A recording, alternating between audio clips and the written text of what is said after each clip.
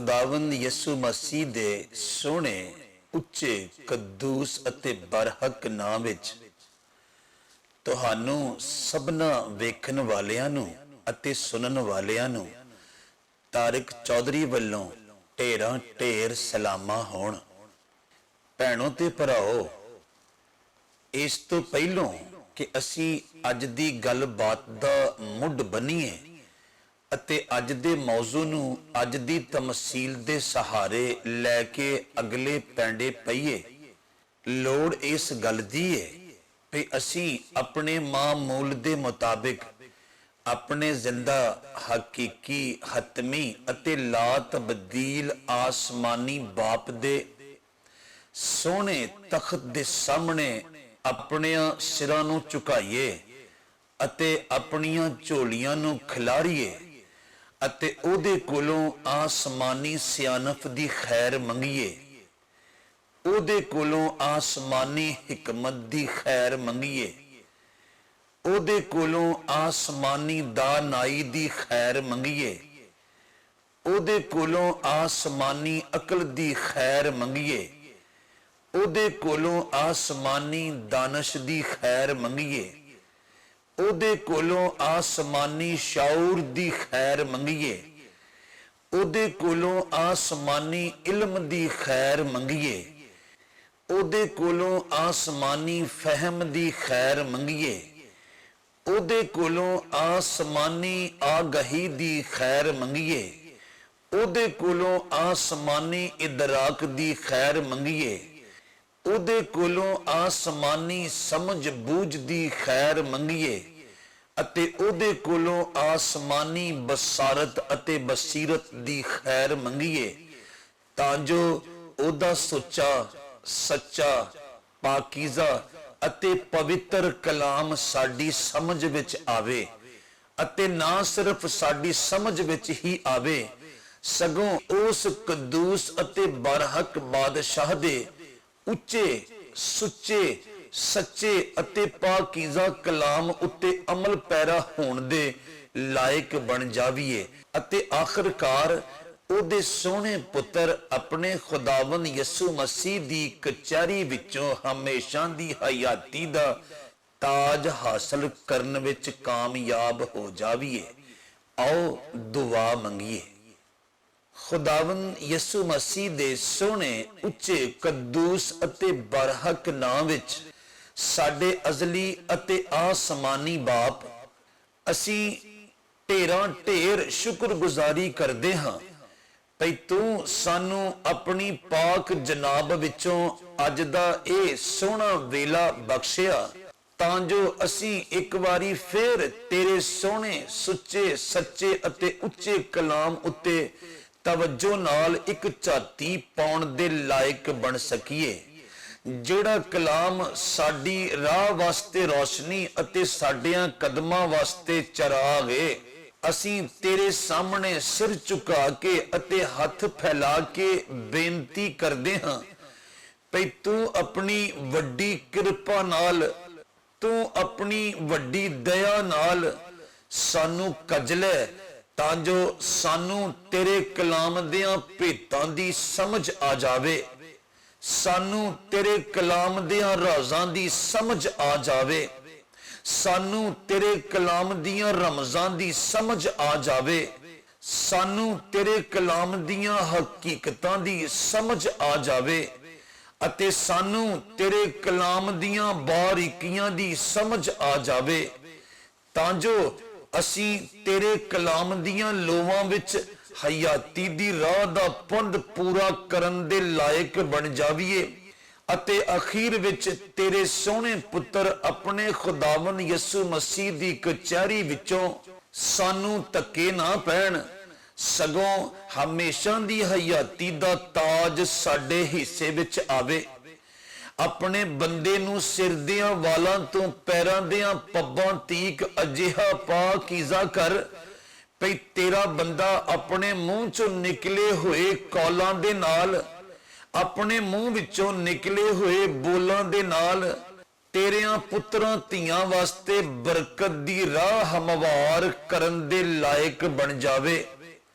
ਮੈਂ ਆਪਣਿਆਂ ਸੁਣਨ ਵਾਲਿਆਂ ਨੂੰ ਅਤੇ ਆਪਣਿਆਂ ਵੇਖਣ ਵਾਲਿਆਂ ਨੂੰ ਤੇਰੇ ਸੱਜੇ ਹੱਥ ਥੱਲੇ ਸੌਂਪਦਾ ਹਾਂ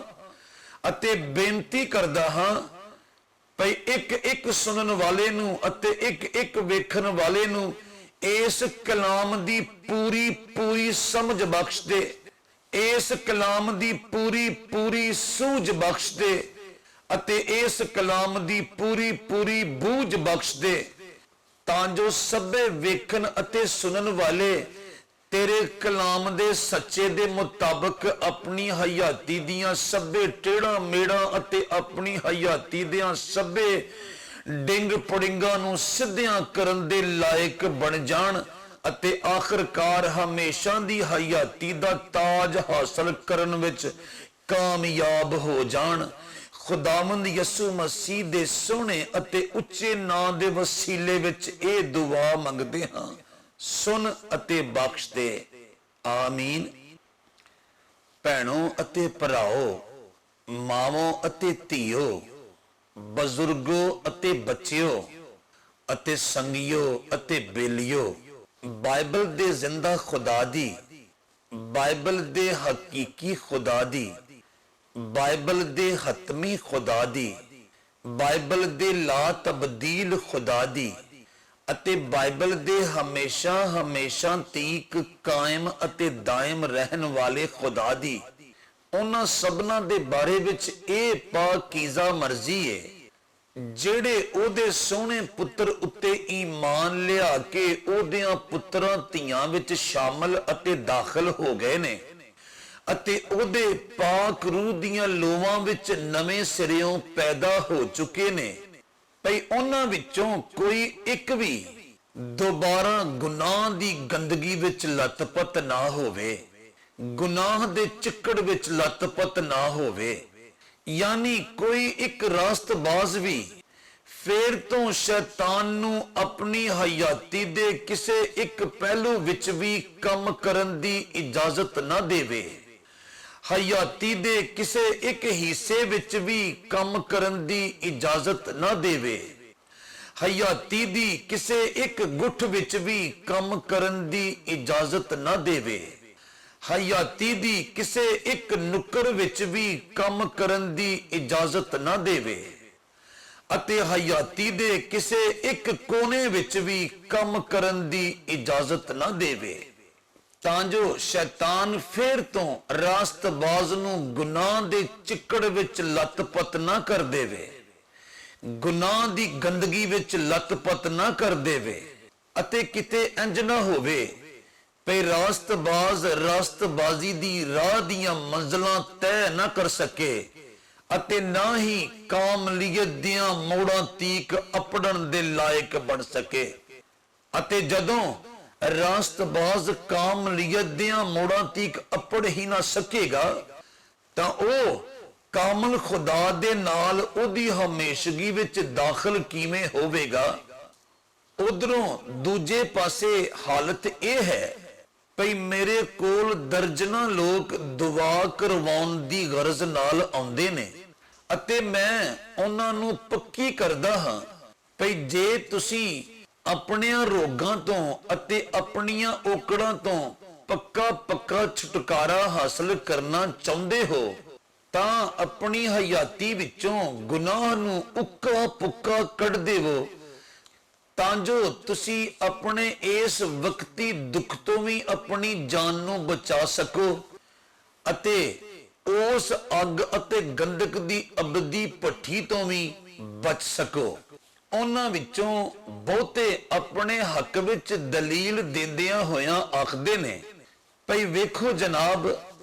ਮੈਂ 24 ਘੰਟੇ ਸ਼ਰਾਬ ਅਤੇ ਚਰਸ ਦੇ ਨਸ਼ੇ ਵਿੱਚ ਧੁੱਤ ਰਹਿਣ ਦਾ ਆਦੀ ਸਾਂ, ਪਰ ਹੁਣ ਕਿਧਰੇ ਬੜਾ ਹੋਇਆ ਤਾਂ ਸਿਗਰਟ ਪੀ ਲੈਂਦਾ ਹਾਂ, ਨਹੀਂ ਤਾਂ ਨਹੀਂ। ਜਨਾਬ, ਮੈਂ ਮਹੀਨੇ ਦੇ 30 ਦਿਹਾੜੇ ਆਪਣੀ ਘਰਵਾਲੀ ਨੂੰ ਮਾਰਨ ਕੁੱਟਣ ਦਾ ਆਦੀ ਸਾਂ, ਪਰ ਹੁਣ ਮਹੀਨੇ ਦੂ ਬਾਅਦ ਹੈ ਜੇ ਕਿਧਰੇ ਧੌਲ ਧੱਫਾ ਕਰ ਲਵਾਂ, ਨਹੀਂ ਤੇ ਨਹੀਂ। ਜਨਾਬ, ਮੈਂ ਸਾਰਾ ਸਾਲ ਕਦੀ ਗਿਰਜੇ ਵੜ ਕੇ ਨਹੀਂ ਸੀ ਵੇਖਿਆ, ਪਰ ਹੁਣ ਮਹੀਨੇ ਵਿੱਚ ਕਿਧਰੇ 1-2 ਇਤਵਾਰ ਹੈ ਜੇ ਮੈਂ ਗਿਰਜੇ ਨਾ ਜਾ ਸਕਾਂ, ਨਹੀਂ ਤਾਂ ਮੈਂ ਹਰ ਇਤਵਾਰ ਪਾਬੰਦੀ ਨਾਲ ਗਿਰਜੇ ਜਾਂਦਾ ਹਾਂ। ਯਾਨੀ ਹਕੀਕਤ ਵਿੱਚ ਉਹ ਆਖਣਾ ਇਹ ਚਾਹੁੰਦੇ ਨੇ ਭਈ ਗਿਰਜੇ ਮੈਂ ਜਾਂਦਾ ਹਾਂ, ਗੀਤ ਭਜਨ ਮੈਂ ਗਾਉਂਦਾ ਹਾਂ, ਬਾਈਬਲ ਮੈਂ ਪੜ੍ਹਦਾ ਹਾਂ, ਸੁਬਹ ਸ਼ਾਮ ਦੁਆ ਮੈਂ ਕਰਦਾ ਹਾਂ, ਖਾਦਮਾਂ ਦੀ ਖਿਦਮਤ ਮੈਂ ਕਰਦਾ ਹਾਂ, ਵੱਡੀਆਂ ਵੱਡੀਆਂ ਕਨਵੈਨਸ਼ਨਾਂ ਉੱਤੇ ਮੈਂ ਜਾਂਦਾ ਹਾਂ, ਰੂਹਾਨੀ ਸੈਮੀਨਾਰਾਂ ਵਿੱਚ ਮੈਂ ਜਾਂਦਾ ਹਾਂ ਅਤੇ ਦਹਿ ਯਕੀ ਪਾਬੰਦੀ ਨਾਲ ਮੈਂ ਦਿੰਦਾ ਹਾਂ। ਯਾਨੀ ਮੈਂ ਹੁਣ ਸਾਰੇ ਦੇ ਸਾਰੇ ਕੰਮ ਤਾਂ ਸੋਹਣੇ ਕਰਦਾ ਹਾਂ। ਹੁਣ ਜੇ ਕਿਧਰੇ ਮੁਹੱਲੇ ਵਿਹੜੇ ਵਿੱਚ ਮੇਰੇ ਕੋਲੋਂ ਕਿਸੇ ਨੂੰ ਗਾਲੀ ਗਲੋਚ ਹੋ ਵੀ ਜਾਵੇ ਤੇ ਇੰਨੇ ਵਿੱਚ ਖੁਦਾ ਬਾਪ ਨੂੰ ਨਾਰਾਜ਼ ਨਹੀਂ ਹੋਣਾ ਚਾਹੀਦਾ। ਜੇ ਮੇਰੇ ਕੋਲੋਂ ਕਿਧਰੇ ਕੰਮ ਦੇ ਅੱਡੇ ਉੱਤੇ ਕਿਸੇ ਨਾਲ ਲੜਾਈ ਝਗੜਾ ਹੋ ਵੀ ਜਾਵੇ ਤਾਂ ਇੰਨੇ ਵਿੱਚ ਖੁਦਾ ਬਾਪ ਨੂੰ ਨਾਰਾਜ਼ ਨਹੀਂ ਹੋਣਾ ਚਾਹੀਦਾ। ਜੇ ਕਿਧਰੇ ਮੇਰੇ ਕੋਲੋਂ ਗੁੱਸੇ ਨਾਲ ਘਰ ਵਾਲੀ ਨੂੰ ਧੌਲ ਧੱਫਾ ਹੋ ਵੀ ਜਾਵੇ ਤਾਂ ਇੰਨੇ ਵਿੱਚ ਖੁਦਾ ਬਾਪ ਨੂੰ ਨਾਰਾਜ਼ ਨਹੀਂ ਹੋਣਾ ਚਾਹੀਦਾ। ਜੇ ਕਿਧਰੇ ਮੇਰੇ ਕੋਲੋਂ ਕਿਸੇ ਵੇਲੇ ਕਿਸੇ ਦੀ ਹੱਕ ਤਲਫੀ ਹੋ ਵੀ ਜਾਵੇ ਤਾਂ ਇੰਨੇ ਵਿੱਚ ਖੁਦਾ ਬਾਪ ਨੂੰ ਨਾਰਾਜ਼ ਨਹੀਂ ਹੋਣਾ ਚਾਹੀਦਾ। ਜੇ ਕਿਧਰੇ ਵੱਡੇ ਦਿਨ ਦੇ ਮੌਕੇ ਉੱਤੇ ਜਾਂ ਕਿਸੇ ਵਿਆਹ ਸ਼ਾਦੀ ਵਿੱਚ ਮੈਂ ਸ਼ਰਾਬ ਦਾ 1-2 ਪੈਕ ਲਾ ਵੀ ਲਵਾਂ ਤਾਂ ਇੰਨੇ ਵਿੱਚ ਖੁਦਾ ਬਾਪ ਨੂੰ ਨਾਰਾਜ਼ ਨਹੀਂ ਹੋਣਾ ਚਾਹੀਦਾ। ਜੇ ਕਿਧਰੇ ਮੈਂ ਆਪਣੇ ਹਾਲਾਤ ਸਿੱਧੇ ਕਰਨ ਵਾਸਤੇ ਜੂਏ ਦੀ 1-ਅੱਧੀ ਬਾਜ਼ੀ ਲਾ ਵੀ ਲਵਾਂ ਤਾਂ ਇੰਨੇ ਵਿੱਚ ਖੁਦਾ ਬਾਪ ਨੂੰ ਨਾਰਾਜ਼ ਨਹੀਂ ਹੋਣਾ ਚਾਹੀਦਾ। ਜੇ ਕਿਧਰੇ ਮੈਂ ਕਿਸੇ ਢੇਰੀ ਉੱਤੇ ਵੰਡੇ ਜਾਣ ਵਾਲੇ ਨਾਨ ਛੋਲੇ ਜਾਂ ਲੂਣੇ ਮਿੱਠੇ ਚੌਲ ਖਾ ਵੀ ਲਵਾਂ ਤਾਂ ਇੰਨੇ ਵਿੱਚ ਖੁਦਾ ਬਾਪ ਨੂੰ ਨਾਰਾਜ਼ ਨਹੀਂ ਹੋਣਾ ਚਾਹੀਦਾ। ਜੇ ਕਿਧਰੇ ਮੈਂ ਆਪਣੇ ਬਾਲ ਬੱਚੇ ਦਾ ਪੇਟ ਪਾਲਣ ਵਾਸਤੇ ਕਿਸੇ ਨਾਲ ਧੋਖਾ ਫਰੇਬ ਕਰ ਵੀ ਲਵਾਂ ਤਾਂ ਇੰਨੇ ਵਿੱਚ ਖੁਦਾ ਬਾਪ ਨੂੰ ਨਾਰਾਜ਼ ਨਹੀਂ ਹੋਣਾ ਚਾਹੀਦਾ। ਕਿਉਂ ਜੇ ਇਹ ਦੁਨੀਆ ਹੈ, ਜਦੋਂ ਤੀਕ ਅਸੀਂ ਇਸ ਦੁਨੀਆ ਵਿੱਚ ਵਸਦੇ ਹਾਂ ਅਸੀਂ ਇਸ ਦੁਨੀਆ ਵੱਲ ਪਿੱਛਾ ਨਹੀਂ ਕਰ ਸਕਦੇ ਅਤੇ ਨਾਲੇ ਇੱਥੇ ਚੌਲਾਂ ਵਰਗਾ ਚਿੱਟਾ ਹੈ ਕਿਹੜਾ ਏ, ਇੱਥੇ ਹਲ ਤੇ ਨਾਤਾ ਹੈ ਕਿਹੜਾ ਏ। ਹੋਰ ਤਾਂ ਹੋਰ ਮੇਰੇ ਸ਼ੋਭੇ ਦੇ ਬਹੁਤ ਸਾਰੇ ਲੋਕ ਯਾਨੀ ਬਹੁਤ ਸਾਰੇ ਖਾਦਮ ਸਾਥੀ ਮੂੰਹੋਂ ਆਖਣ ਭਾਵੇਂ ਨਾ ਆਖਣ ਆਪਣੇ ਰਵੱਈਏ ਤੋਂ ਜ਼ਰੂਰ ਆਖਦੇ ਨੇ ਭਈ ਮੈਂ ਇੰਨਾ ਸੋਹਣਾ ਕਲਾਮ ਸੁਣਾਉਂਦਾ ਹਾਂ, ਮੈਂ ਇੰਨੀ ਸੋਹਣੀ ਦੁਆ ਕਰਦਾ ਹਾਂ, ਮੈਂ ਇੰਨੇ ਸੋਹਣੇ ਪ੍ਰੋਗਰਾਮ ਕਰਵਾਉਂਦਾ ਹਾਂ, ਮੈਂ ਇੰਨੀਆਂ ਸੋਹਣੀਆਂ ਕਨਵੈਨਸ਼ਨਾਂ ਕਰਵਾਉਂਦਾ ਹਾਂ, ਮੈਂ ਇੰਨੇ ਸੋਹਣੇ ਸੈਮੀਨਾਰ ਕਰਵਾਉਂਦਾ ਹਾਂ, ਮੈਂ ਇੰਨੇ ਸੋਹਣੇ ਗੀਤ ਬਣਾਉਂਦਾ ਹਾਂ, ਮੈਂ ਇੰਨੀ ਸੋਹਣੀ ਪ੍ਰਸਤਸ਼ ਕਰਦਾ ਹਾਂ, ਮੈਂ ਇੰਨੇ ਸੋਹਣੇ ਸਾਜ਼ ਵਜਾਉਂਦਾ ਹਾਂ, ਮੈਂ ਇੰਨੀਆਂ ਬਦਰੂਹਾਂ ਕੱਢਦਾ ਹਾਂ ਅਤੇ ਮੇਰੇ ਵਸੀਲੇ ਨਾਲ ਹਜ਼ਾਰਾਂ ਹਜ਼ਾਰ ਲੋਕਾਂ ਨੂੰ ਸ਼ਿਫਾਵਾਂ ਮਿਲਦੀਆਂ ਨੇ। ਇੰਨੇ ਢੇਰ ਸਾਰੇ ਸੋਹਣੇ ਕੰਮ ਕਰਨ ਤੋਂ ਬਾਅਦ ਜੇ ਮੈਂ ਆਪਣੀਆਂ ਆਉਣ ਵਾਲੀਆਂ 7 ਪੀੜ੍ਹੀਆਂ ਵਾਸਤੇ ਮਾਲੋ ਦੌਲਤ ਇਕੱਠਾ ਕਰ ਵੀ ਲਵਾਂ ਤਾਂ ਇੰਨੇ ਵਿੱਚ ਖੁਦਾ ਬਾਪ ਨੂੰ ਨਾਰਾਜ਼ ਨਹੀਂ ਹੋਣਾ ਚਾਹੀਦਾ। ਜਦ ਕਿ ਬਾਈਬਲ ਦੇ ਜ਼ਿੰਦਾ ਖੁਦਾ ਦੀ ਤਾਂ ਮਰਜ਼ੀ ਇਹ ਹੈ, ਬਾਈਬਲ ਦੇ ਹਕੀਕੀ ਖੁਦਾ ਦੀ ਤਾਂ ਮਰਜ਼ੀ ਇਹ ਹੈ, ਬਾਈਬਲ ਦੇ ਹਤਮੀ ਖੁਦਾ ਦੀ ਤਾਂ ਮਰਜ਼ੀ ਇਹ ਹੈ, ਬਾਈਬਲ ਦੇ ਲਾ ਤਬਦੀਲ ਖੁਦਾ ਦੀ ਤਾਂ ਮਰਜ਼ੀ ਇਹ ਹੈ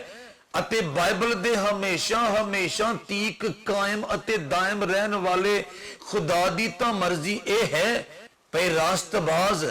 ਕਿਸੇ ਕੋਲੋਂ ਘਾਟਾ ਖਾ ਕੇ ਕਿਸੇ ਨੂੰ ਘਾਟਾ ਨਾ ਦੇਣ, ਕਿਸੇ ਕੋਲੋਂ ਗਾਲ ਖਾ ਕੇ ਕਿਸੇ ਨੂੰ ਗਾਲ ਨਾ ਦੇਣ, ਕਿਸੇ ਕੋਲੋਂ ਜ਼ਖਮ ਖਾ ਕੇ ਕਿਸੇ ਨੂੰ ਜ਼ਖਮ ਨਾ ਦੇਣ ਅਤੇ ਕਿਸੇ ਕੋਲੋਂ ਧੋਖਾ ਖਾ ਕੇ ਕਿਸੇ ਨੂੰ ਧੋਖਾ ਨਾ ਦੇਣ, ਤਾਂ ਜੋ ਕਿਸੇ ਰਾਸਤਬਾਜ਼ ਦੀ ਹਯਾਤੀ ਦੇ ਕਿਸੇ ਇੱਕ ਹਿੱਸੇ ਵਿੱਚ ਵੀ, ਕਿਸੇ ਇੱਕ ਪਹਿਲੂ ਵਿੱਚ ਵੀ, ਕਿਸੇ ਇੱਕ ਪਾਸੇ ਵਿੱਚ ਵੀ ਕਿਸੇ ਇੱਕ ਗੁੱਠ ਵਿੱਚ ਵੀ, ਕਿਸੇ ਇੱਕ ਨੁੱਕਰ ਵਿੱਚ ਵੀ ਅਤੇ ਕਿਸੇ ਇੱਕ ਕੋਨੇ ਵਿੱਚ ਵੀ ਸ਼ੈਤਾਨ ਨੂੰ ਕੰਮ ਕਰਨ ਦਾ ਮੌਕਾ ਹੱਥੀ ਨਾ ਆਵੇ।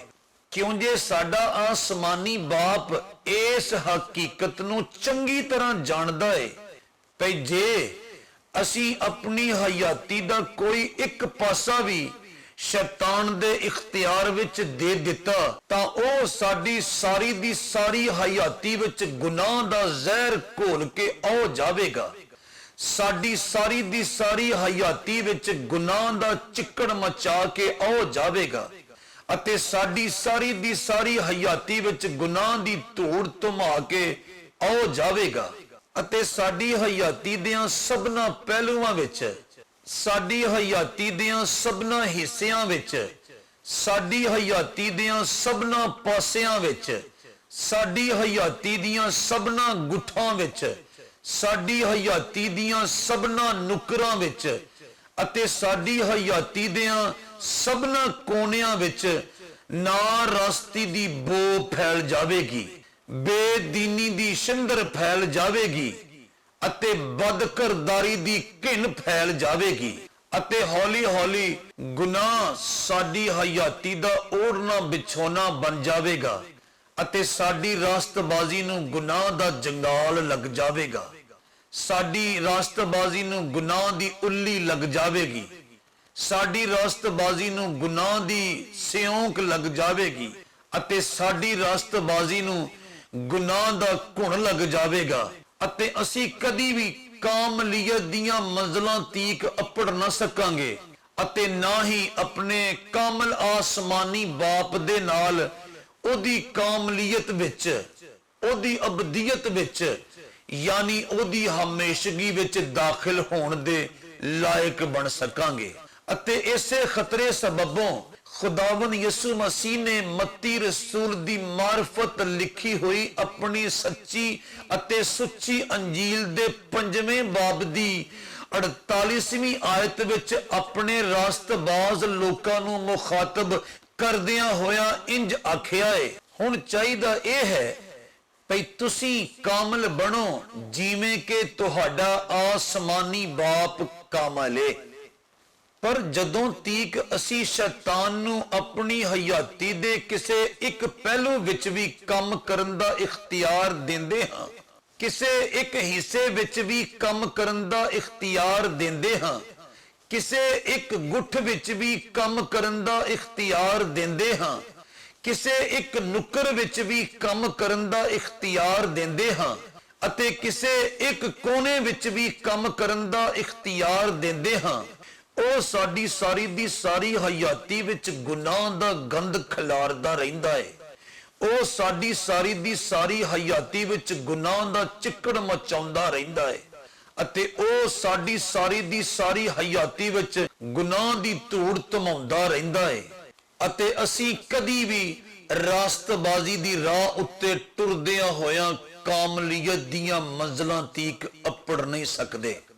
ਇਸ ਹਕੀਕਤ ਨੂੰ ਪੂਰੇ ਤੌਰ ਤੇ ਸਮਝਣ ਵਾਸਤੇ ਆਓ ਅੱਜ ਦੀ ਤਮਸੀਲ ਸੁਣਦੇ ਹਾਂ। ਸਿਆਣੇ ਦੱਸਦੇ ਨੇ ਭਈ ਇੱਕ ਵਾਰੀ ਇੱਕ ਬੰਦਾ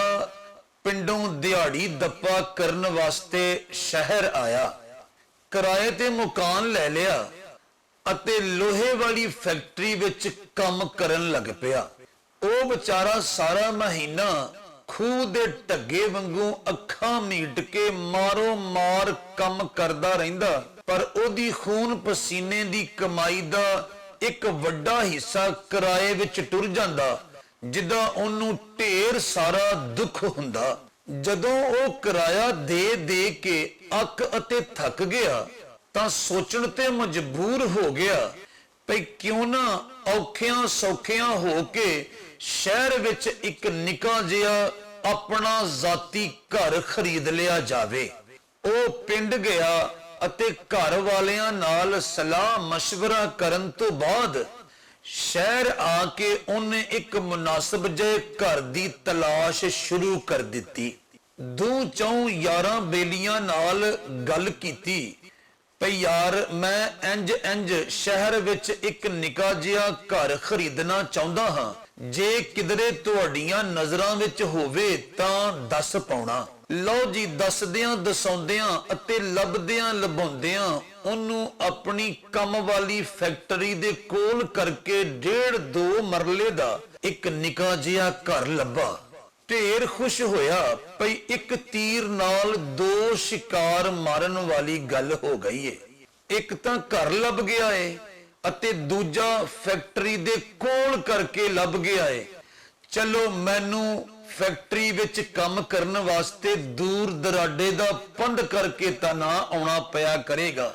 ਜਦੋਂ 2-4 ਭਲਿਆਂ ਮਾਨਸਾਂ ਨੂੰ ਵਿੱਚ ਪਾ ਕੇ ਉਸ ਘਰ ਦੇ ਮਾਲਕ ਨਾਲ ਗੱਲ ਛੇੜੀ ਤਾਂ ਘਰ ਦੇ ਮਾਲਕ ਨੇ ਉਸ ਘਰ ਦਾ ਅਸਲੀ ਮੁੱਲ ਦੱਸਣ ਦੇ ਨਾਲ ਇਹ ਗੱਲ ਵੀ ਆਖੀ ਭਈ ਜੇ ਤੈਨੂੰ ਮੇਰੀ ਇੱਕ ਨਿੱਕੀ ਜਿਹੀ ਸ਼ਰਤ ਕਬੂਲ ਹੋ ਜਾਵੇ ਤਾਂ ਮੈਂ ਤੇਰੇ ਕੋਲੋਂ ਇਹਨਾਂ ਭਲਿਆਂ ਮਾਨਸਾਂ ਦੇ ਮੂੰਹ ਨੂੰ ਇਸ ਘਰ ਦੀ ਪੂਰੀ ਕੀਮਤ ਨਹੀਂ ਲਵਾਂਗਾ, ਸਗੋਂ ਪੂਰੀ ਕੀਮਤ ਦਾ 3 ਹਿੱਸਾ ਲਵਾਂਗਾ। ਇੰਨੀ ਗੱਲ ਸੁਣਦਿਆਂ ਸਾਰ ਹੀ ਉਸ ਬੰਦੇ ਦੇ ਮਨ ਵਿੱਚ ਲੱਡੂ ਫੁੱਟਣ ਲੱਗ ਪਏ ਅਤੇ ਉਹਨੂੰ ਇੱਕਦਮ ਲੱਗਾ ਭਈ ਜਿਵੇਂ ਉਹਦੀ ਹਯਾਤੀ ਵਿੱਚ ਸਿਆਣਿਆਂ ਦਾ ਇਹ ਅਖਾਣ ਪੂਰਾ ਹੋਣ ਡਿਆ ਏ ਭਈ ਜਦੋਂ ਖੁਦਾ ਦਿੰਦਾ ਏ ਤਾਂ ਛੱਤ ਪਾੜ ਕੇ ਦਿੰਦਾ ਏ। ਉਹਨੇ ਢੇਰ ਖੁਸ਼ੀ ਨਾਲ ਅਤੇ ਢੇਰ ਕਾਹਲੀ ਨਾਲ ਪੁੱਛਿਆ ਭਈ ਭਾਜੀ, ਕੀ ਸ਼ਰਤ ਏ ਤੁਹਾਡੀ? ਉਸ ਘਰ ਵਾਲੇ ਨੇ ਆਖਿਆ ਭਈ ਫਿਕਰਮੰਦ ਹੋਣ ਵਾਲੀ ਕੋਈ ਗੱਲ ਨਹੀਂ, ਕੋਈ ਵੱਡੀ ਸ਼ਰਤ ਨਹੀਂ, ਬਸ ਨਿੱਕੀ ਜਿਹੀ ਸ਼ਰਤ ਏ ਅਤੇ ਉਹ ਸ਼ਰਤ ਇਹ ਵੇ ਭਈ ਇਸ ਘਰ ਦੇ ਫਲਾਣੇ ਕੋਨੇ ਵਿੱਚ ਇੱਕ ਨਿੱਕਾ ਜਿਹਾ ਕਿਲ ਠੁਕਿਆ ਏ। ਤੁਸੀਂ ਸਾਰੇ ਦਾ ਸਾਰਾ ਘਰ ਇਸਤੇਮਾਲ ਕਰ ਸਕਦੇ ਹੋ, ਪਰ ਉਸ ਕਿਲ ਨੂੰ ਇਸਤੇਮਾਲ ਨਹੀਂ ਕਰ ਸਕਦੇ, ਸਗੋਂ ਉਹ ਕਿਲ ਮੇਰੇ ਇਸਤੇਮਾਲ ਵਿੱਚ ਹੋਵੇਗਾ ਅਤੇ ਉਹ ਵੀ ਇੰਜ ਹੋਵੇ ਕਰੇਗਾ ਭਈ ਮੈਂ ਕਿਧਰੇ ਸਾਲ 6 ਬਾਅਦ ਆਇਆ,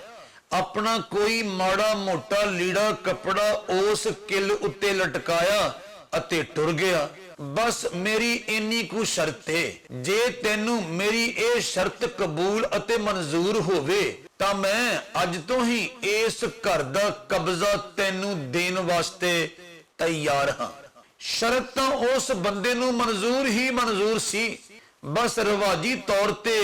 ਆਪਣੇ ਨਾਲ ਆਂਦਿਆਂ ਹੋਇਆਂ ਭਲਿਆ ਮਾਨਸਾਂ ਨੂੰ ਉਹਨੇ ਮਹਿਫਲ ਤੋਂ ਥੋੜਾ ਜਿਹਾ ਪਰਾਂ ਕੀਤਾ ਅਤੇ ਕੰਨ ਸੰਨ ਵਿੱਚ ਆਖਣ ਲੱਗਾ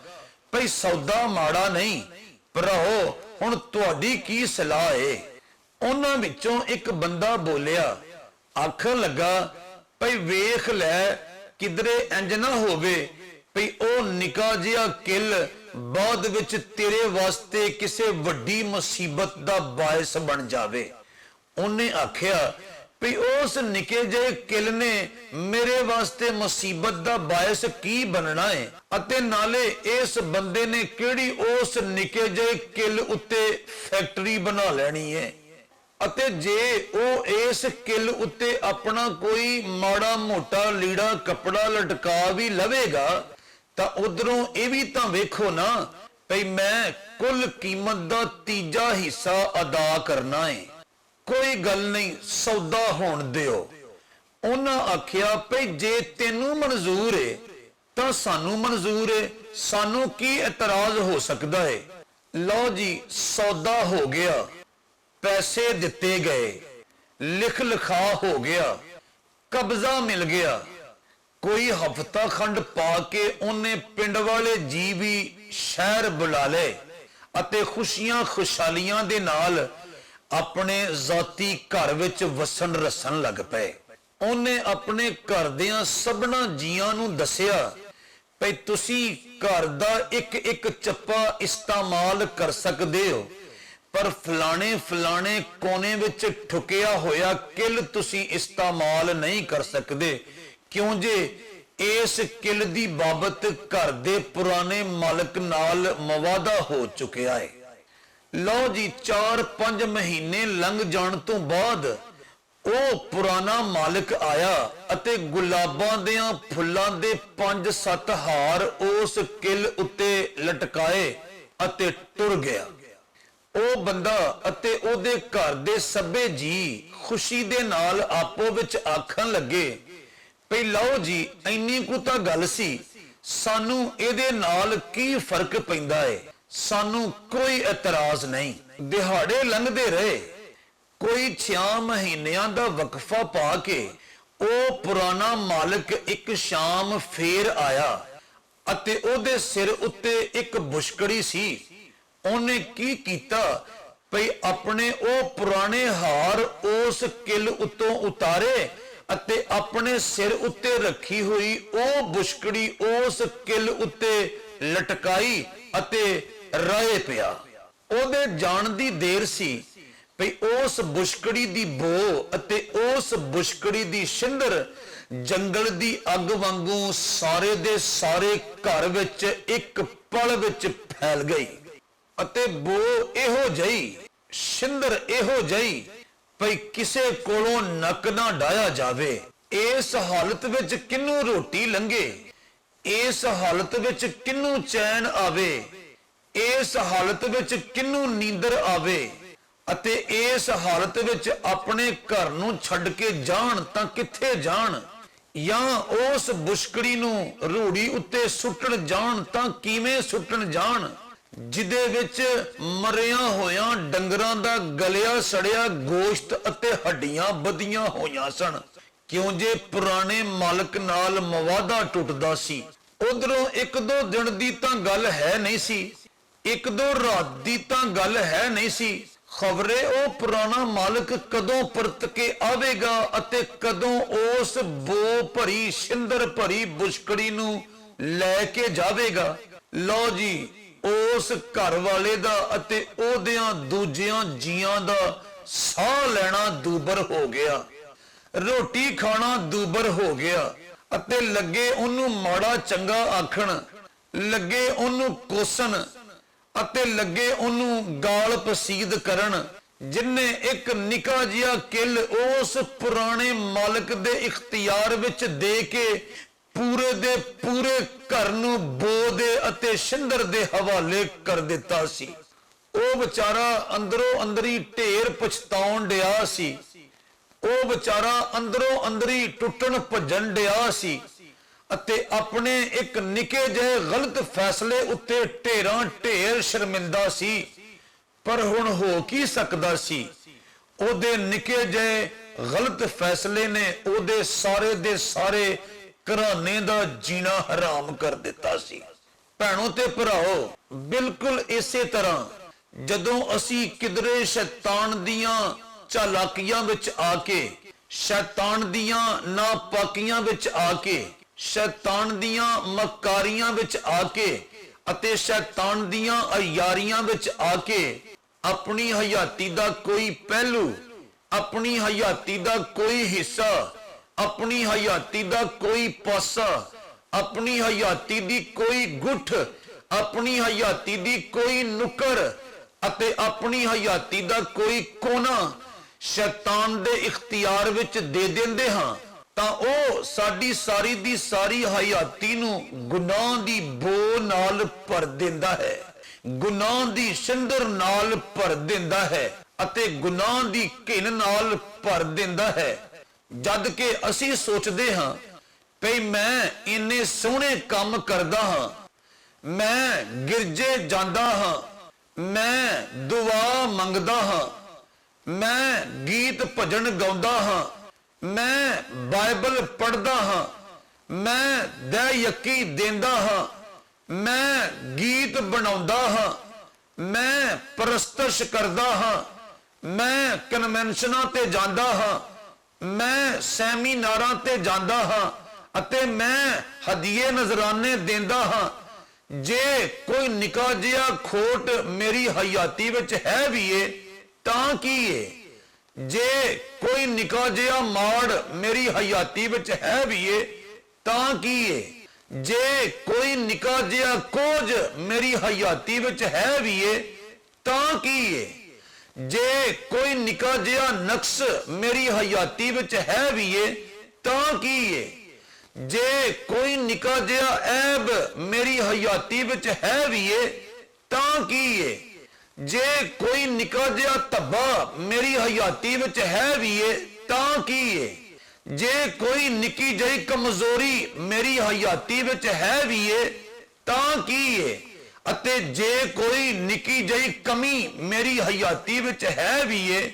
ਤਾਂ ਕੀ ਏ। ਸਾਨੂੰ ਹਮੇਸ਼ਾ ਹਮੇਸ਼ਾ ਇਹ ਗੱਲ ਯਾਦ ਰੱਖਣੀ ਚਾਹੀਦੀ ਏ ਭਈ ਖੁਦਾਵੰਦ ਖੁਦਾ ਨੇ ਆਪਣੇ ਇੱਕ ਮੁਕਰਬ ਕੁਦਸੀ ਨੂੰ ਸਿਰਫ ਇੱਕ ਗੁਨਾਹ ਸਬਬੋਂ ਆਸਮਾਨਾਂ ਦੀਆਂ ਬੁਲੰਦੀਆਂ ਉੱਤੋਂ ਪਾਤਾਲ ਦੀਆਂ ਪਸਤੀਆਂ ਵਿੱਚ ਸੁੱਟ ਦਿੱਤਾ ਸੀ। ਖੁਦਾਵੰਦ ਖੁਦਾ ਨੇ ਆਪਣੇ ਮਹਿਬੂਬ ਆਦਮ ਨੂੰ ਅਤੇ ਉਹਦੀ ਬੀਵੀ ਨੂੰ ਸਿਰਫ ਇੱਕ ਗੁਨਾਹ ਸਬਬੋਂ ਆਪਣੀ ਪਾਕੀਜ਼ਾ ਹਜ਼ੂਰੀ ਵਿੱਚੋਂ ਦੇਸ ਨਿਕਾਲਾ ਦੇ ਦਿੱਤਾ ਸੀ। ਸਾਨੂੰ ਆਪਣੀ ਕਿਸੇ ਕਮਜ਼ੋਰੀ ਨੂੰ, ਆਪਣੀ ਕਿਸੇ ਖਾਮੀ ਨੂੰ,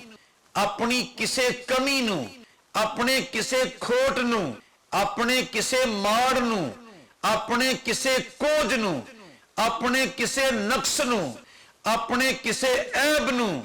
ਅਤੇ ਆਪਣੇ ਕਿਸੇ ਧੱਬੇ ਨੂੰ ਨਿੱਕਾ ਜਿਹਾ ਨਹੀਂ ਸਮਝਣਾ ਚਾਹੀਦਾ,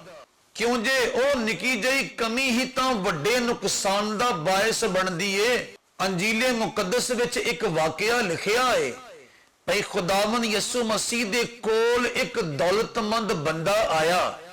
ਅਤੇ ਆਖਣ ਲੱਗਾ, ਖੁਦਾਵੰਦ ਮੈਨੂੰ ਦੱਸੋ ਭਈ ਮੈਂ ਖੁਦਾਵੰਦ ਖੁਦਾ ਦੀ ਹਮੇਸ਼ਗੀ ਵਿੱਚ ਕਿਵੇਂ ਦਾਖਲ ਹੋ ਸਕਦਾ ਹਾਂ।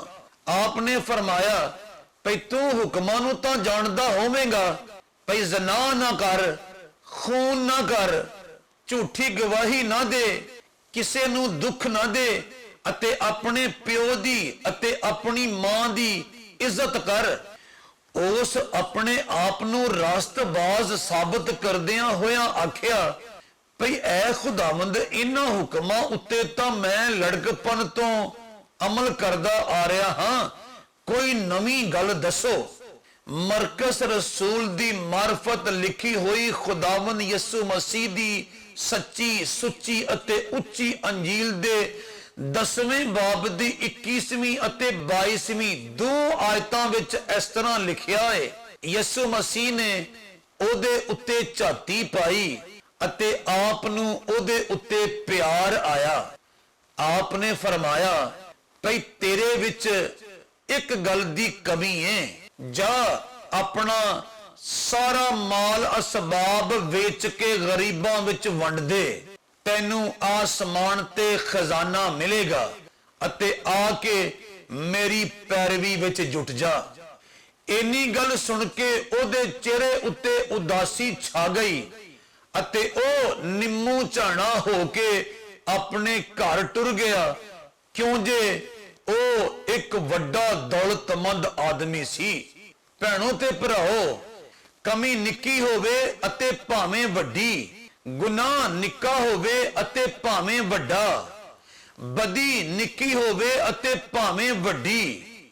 ਐਬ ਨਿੱਕਾ ਹੋਵੇ ਅਤੇ ਭਾਵੇਂ ਵੱਡਾ, ਧੱਬਾ ਨਿੱਕਾ ਹੋਵੇ ਅਤੇ ਭਾਵੇਂ ਵੱਡਾ, ਖੋਟ ਨਿੱਕਾ ਹੋਵੇ ਅਤੇ ਭਾਵੇਂ ਵੱਡਾ, ਮਾੜ ਨਿੱਕਾ ਹੋਵੇ ਅਤੇ ਭਾਵੇਂ ਵੱਡਾ, ਕੋਝ ਨਿੱਕਾ ਹੋਵੇ ਅਤੇ ਭਾਵੇਂ ਵੱਡਾ, ਕਮਜ਼ੋਰੀ ਨਿੱਕੀ ਹੋਵੇ ਅਤੇ ਭਾਵੇਂ ਵੱਡੀ, ਅਤੇ ਖਾਮੀ ਨਿੱਕੀ ਹੋਵੇ ਅਤੇ ਭਾਵੇਂ ਵੱਡੀ, ਨਿੱਕੀ ਨਹੀਂ ਹੁੰਦੀ, ਕਿਉਂ ਜੇ ਉਹ ਸਾਡੇ ਕਾਮਲ ਹੋਣ ਦੀ ਰਾਹ ਵਿੱਚ ਵੱਡੀ ਰੁਕਾਵਟ ਬਣਦੀ ਏ ਅਤੇ ਫਿਰ ਗੁਨਾਹ ਦੀ ਬੋ ਅਤੇ ਗੁਨਾਹ ਦੀ ਛਿੰਦਰ ਨਾਲ ਸਾਡੀ ਸਾਰੀ ਦੀ ਸਾਰੀ ਹਯਾਤੀ ਨੂੰ ਲਬੇੜ ਤਬੇੜ ਕੇ ਉਹ ਮਾਰਦੀ ਏ। ਜਿਵੇਂ ਕਿਸੇ ਸੋਹਣੀ ਕੋਠੀ ਦੇ ਲੌਨ ਵਿੱਚ ਕਿੰਨੀਆਂ ਸੋਹਣੀਆਂ ਸੋਹਣੀਆਂ ਕਿਸਮਾਂ ਦੇ ਫੁੱਲ ਖਿੜੇ ਹੋਣ, ਕਮਰਿਆਂ ਵਿੱਚ ਕਿੰਨੀਆਂ ਸੋਹਣੀਆਂ ਸੋਹਣੀਆਂ ਕਿਸਮਾਂ ਦੇ ਪੱਥਰ ਲੱਗੇ ਹੋਣ, ਜੇ ਉਸ ਕੋਠੀ ਦੇ ਕਿਸੇ ਇੱਕ ਕੋਨੇ ਵਿੱਚ ਵੱਡਾ ਸਾਰਾ ਕਾਲਾ ਕੁੱਤਾ ਬੱਧਾ ਹੋਵੇ ਤਾਂ ਉਹਦੇ ਭੌਂਕਣ ਦੀ ਆਵਾਜ਼ ਕੋਠੀ ਦੇ ਇੱਕ ਇੱਕ ਕੋਨੇ ਵਿੱਚ ਗੂੰਜਦੀ ਏ, ਕੋਠੀ ਦੀ ਇੱਕ ਇੱਕ ਨੁੱਕਰ ਵਿੱਚ ਗੂੰਜਦੀ ਏ, ਕੋਠੀ ਦੀ ਇੱਕ ਇੱਕ ਗੁੱਠ ਵਿੱਚ ਗੂੰਜਦੀ ਏ, ਕੋਠੀ ਦੇ ਇੱਕ ਇੱਕ ਪਾਸੇ ਵਿੱਚ ਗੂੰਜਦੀ ਏ ਅਤੇ ਕੋਠੀ ਦੇ ਇੱਕ ਇੱਕ ਹਿੱਸੇ ਵਿੱਚ ਗੂੰਜਦੀ ਏ। ਬਿਲਕੁਲ ਇਸੇ ਤਰੀਕੇ ਨਾਲ ਖੁਦਾਵੰਦ ਯਿਸੂ ਮਸੀਹ ਦੇ ਖੂਨ ਰਾਹੀਂ ਧੁੱਪ ਜਾਣ ਵਾਲਾ ਇੱਕ ਰਾਸਤਬਾਜ਼, ਪਾਕ ਰੂਹ ਦੀ ਕੁਦਰਤ ਰਾਹੀਂ ਨਵੇਂ ਸਿਰਿਓਂ ਪੈਦਾ ਹੋਣ ਵਾਲਾ ਇੱਕ ਰਾਸਤਬਾਜ਼ ਜਦੋਂ ਆਪਣੀ ਹਯਾਤੀ ਦੇ ਸਾਰੇ ਪਾਸੇ ਪਾਕ ਰੂਹ ਦੀਆਂ ਲੋਵਾਂ ਨਾਲ ਭਰ ਲੈਂਦਾ ਹੈ